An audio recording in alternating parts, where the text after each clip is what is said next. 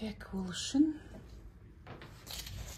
тұзды мінекей осындай қылып бір уыс қылып аламын. Жылы суға езіп аламын. Құйып жіберемін. Енді дрожждан бір азғантай мындай ғана саламын. Және оған песоктан, қанттан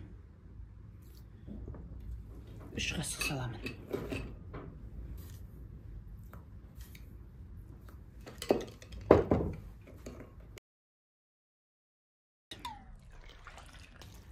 Суды өзіңіздің қалауыңызша құйыңыз. Біреулер бір тығыз болғанын жақсы көреді. Мен бір орташа қылып нан илеймін.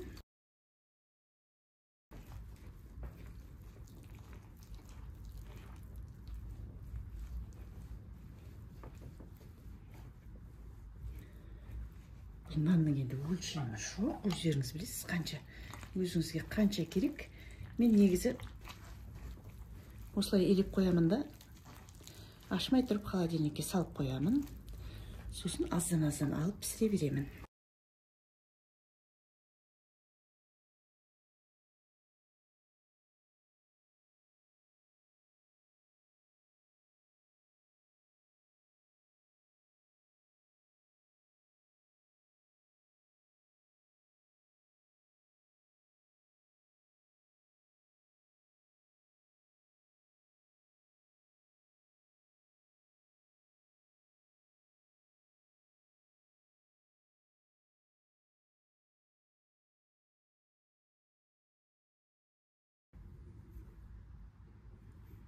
Астап май қосамыз.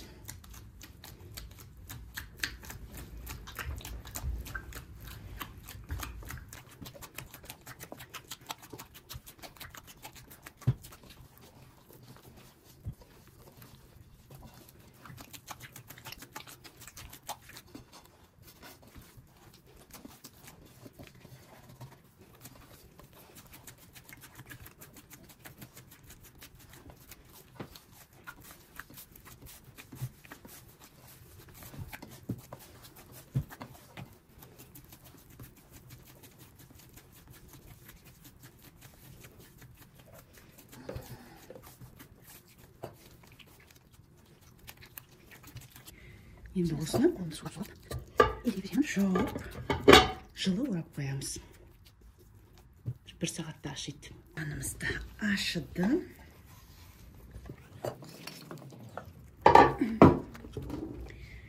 Мынандай қылып енді майлап аламыз.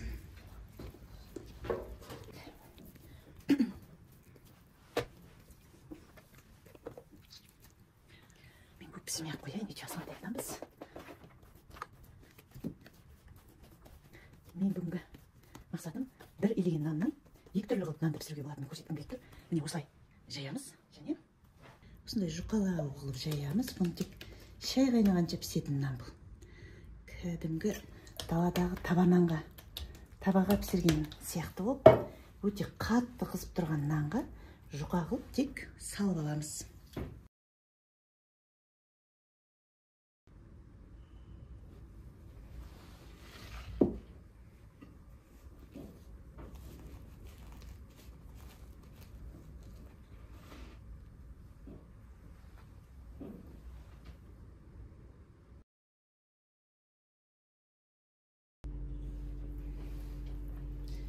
Ендігісін тек азғантай көтеріп, жайытқа пісіреміз.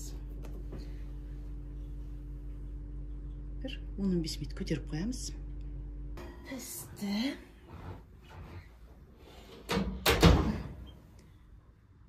Мынандай қылып шықты. Көрдіңіздер ме? Илеген наннан осындай жұқа қылып тез пісірсе де болады, және де сәл көтерсеңіз осындай томпақ жақсы нан болып шығады.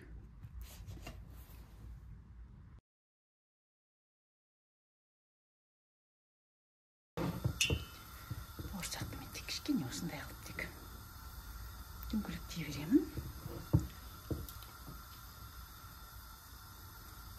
Бауырсақты да пісіргенде жұқалау қылып пісіретін болсаңыз, қатты отқа пісірсеңіз әдемі болып, кішірек болып піседі.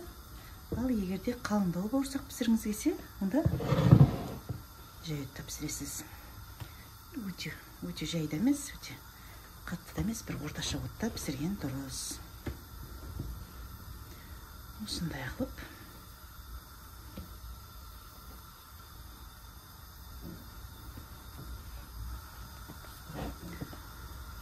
қазір бауырсақ істеп аламыз.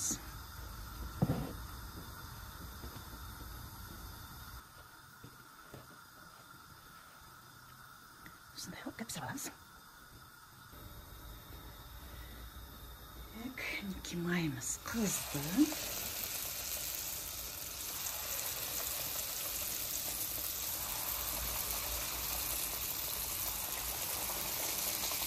Жұқалығын мінекей осындай ғана.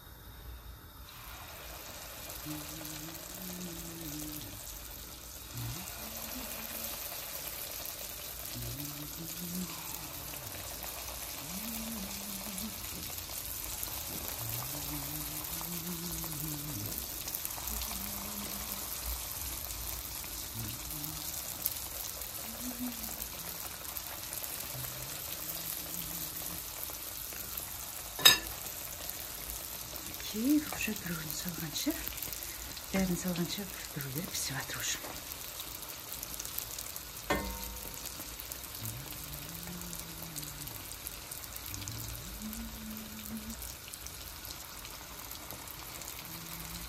Бұл менде бірінші сортын.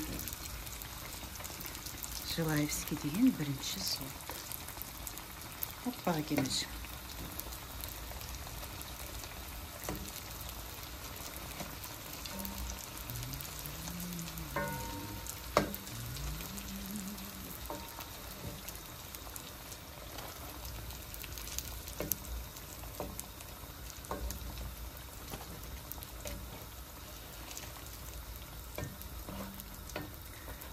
Осындай қатты отқа жасасаңыз, бауырсағыңызды жұқа қылып істесеңіз де осындай күмпиіп әдемі болып піседі.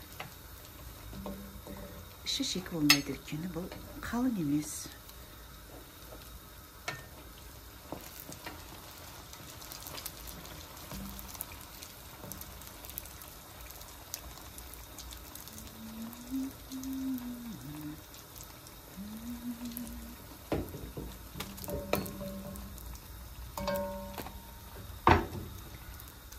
Отқа пісірсеңіз, бауырсағыңыз май сіңіріп үлгермейді.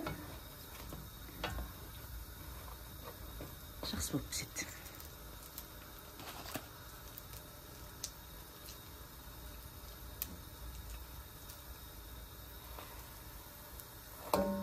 Мінекей бауырсағымыз да дайын болды.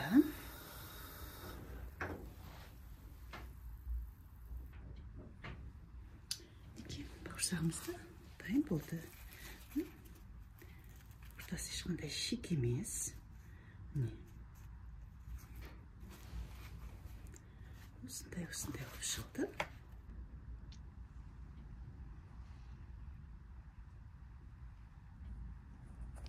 Видео ұнаса, лайк басып комментарий жазыңыздар. Сіздердің қолдауларыңызды күтемін. Мен үшін ол өте маңызды. Осылай үй жағдайында өздеріңіз ешқандай ештеңе қосқаным жоқ. Дрожь, су, ұн, астап су. май қосасыз.